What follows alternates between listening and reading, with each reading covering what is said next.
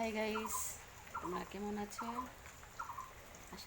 আশা করি ভালো আছে। আমিও ভালো আছি বলে তোমাদের সাথে এই মুহূর্তে এই সময়টা চলে আসলাম কথা বলতে।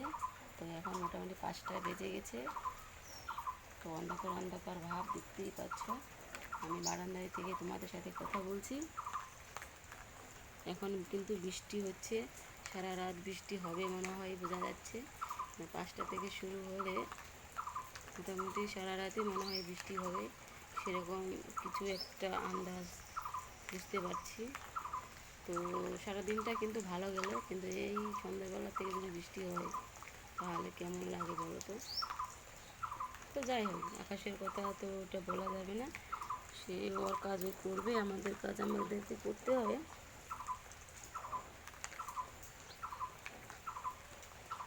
তো গাইস, এই বৃষ্টির দিনে কার কীরকম কী খেতে ইচ্ছা করে কমেন্টে একটু তোমরা দয়া করে বলবে।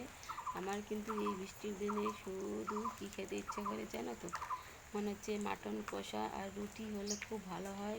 এমনকি মাটন মাটন দিয়ে গরম গরম ভাত হলেও আরও বেস্ট হয়। তো মাটন খেতে খুব ভালো লাগে, খুব সুন্দর লাগে খেতে। ওই জন্য কালকে আমরা ভাবছিলাম যে মাটন করব, ওরা কী করব দেখা যাক। তো আজকে হয়তো হবে না, কালকে মনে হয় হবে, কেননা কালকে হচ্ছে এরকম যদি থাকে বৃষ্টি বা মেঘলা দিন, তাহলে কালকে মাটন হবে আমার বাড়িতে। কে কে খাবে তোমরা অবশ্যই চলে এসো আর কমেন্টে বলে দিও। তোমরা আসলে অবশ্যই সবাই খেতে পাবে। তো গাইস, কী আর বলবো,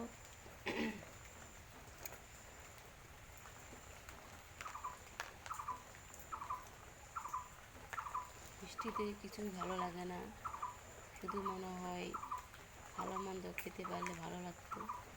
তো এত ভালো মন্দ কোথায় পাবো বলো, সবসময় তো পাওয়া যায় না।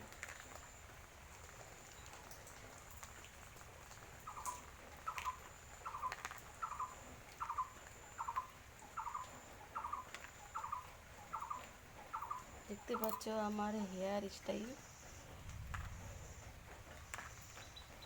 মাথা চিরুনি করিনি, তার জন্য এরকম হয়ে আছে।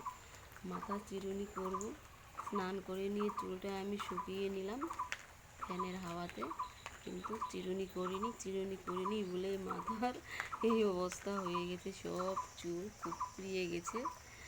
আর এমনিতেই আমার চুল কুকড়ানো হয়, মানুষ বলবে যে চুলের কোনো কিছু হিট করেছে, কিন্তু না, আমি কোনো হিট করি না।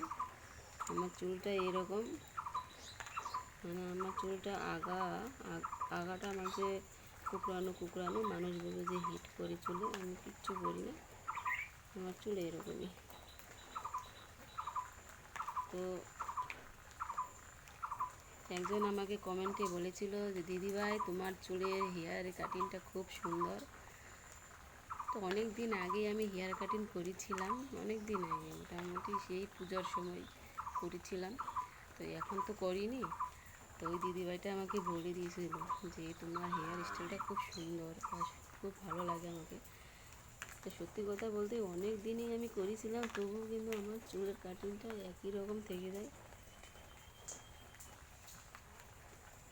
এটাই আমাকে খুব ভালো লাগে, যে অনেকেই কত পার্লারে গিয়ে কত টাকা খরচা করে, কিন্তু আমি অত টাকা খরচা করতে পারবো না, কেন আমার অতটা সামর্থ্য নেই যে আমি পার্লারে গিয়ে অত টাকা খরচা করব বা নষ্ট করব, সেইটুকু ক্ষমতা আমার এখন নেই। করি না কেন, পুজোতে একসময় যাই, পুজোর সময় একসময় গিয়ে হেয়ার কাটিং, ব্রু ফ্ল্যাপ এইসবই করি, কিন্তু কোনো দিন ফেসিয়াল বা মুখ ফেসিয়াল করা আমি ওগুলো কিচ্ছু কোনো দিনই করিনি।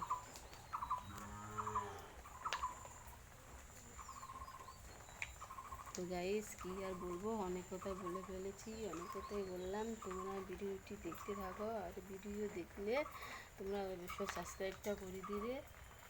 আর যারা নতুন আছো এখনও সাবস্ক্রাইব করবে, তারা প্রত্যেকজনকে বলছি ভিডিও দেখা মাত্র আমাকে সাবস্ক্রাইবটা করে দিও। সাবস্ক্রাইবটা করে দিয়ে তোমরা আমার পাশে থেকো। তো এইটুকু বলারই ছিল গাইস, ভালো ভালো ভিডিও আরও আসবে তোমাদের জন্য, তোমরা শুধু দেখতে থাকো। তো আজকের ভিডিও আমি এখানে শেষ করছি। তো পরবর্তীতে আমি আবার আসবো ভালো ভালো ভিডিও নিয়ে। Ta-ta, by.